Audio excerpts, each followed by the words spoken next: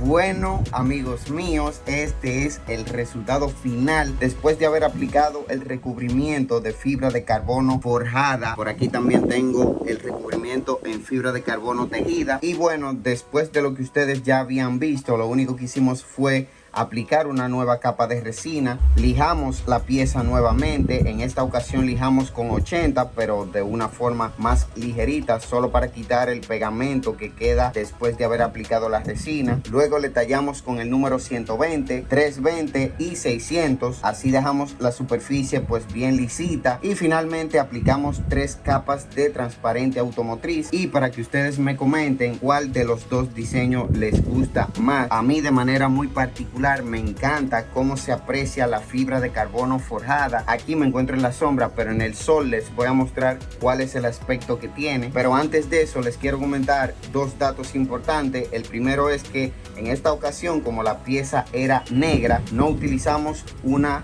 primera capa o una base de resina negra, ya que la resina negra pues es importante utilizarla cuando la pieza está de algún color. Aplicamos en ese caso una primera capa para que no se llegue a transparentar y así se pueda ver el plástico. Y el segundo dato es muy importante, ya que no desperdiciarán muchas brochas. Sencillamente, luego de aplicada cada capa de resina, deben lavar con jabón en polvo la brocha. Inmediatamente terminan de aplicar la resina, así evitarán gastar de más en brochas. Un tip extra es que para cuando vayan a lijar las piezas, en el caso de utilizar este tipo de resina, utilicen un poco de jabón en polvo. Esto facilitará el lijado de las piezas. Además de eso, les evitará gastar muchas lijas. Ahora les voy a mostrar cómo es que se aprecia la fibra forjada en el sol. Miren nada más cómo es que se aprecia esta obra de arte. La verdad es que no pensé que me quedaría pues tan perfecta. Déjenme en los comentarios si quieren que le apliquemos al Corolla este tipo de material. Y bien, amigos, si ustedes quieren un trabajo en este material, me pueden escribir a mi Instagram. Se los estaré dejando en la descripción de este video. Ojo, un dato importantísimo, amigo: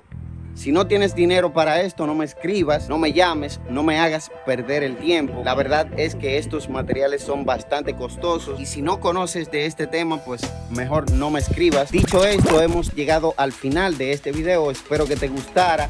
Si es así, déjame un like, suscríbete a mi canal y hasta la próxima, chingüengüencha.